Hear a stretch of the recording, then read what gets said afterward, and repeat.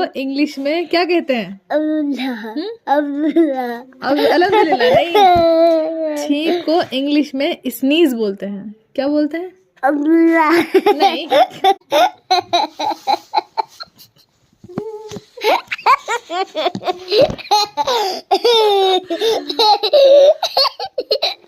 चलो ठीक है। कैसी गा रही है?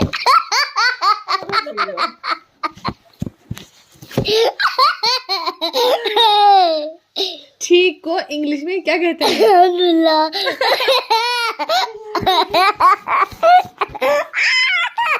स्नीज बोलते हैं। क्या बोलते हैं? अल्लाह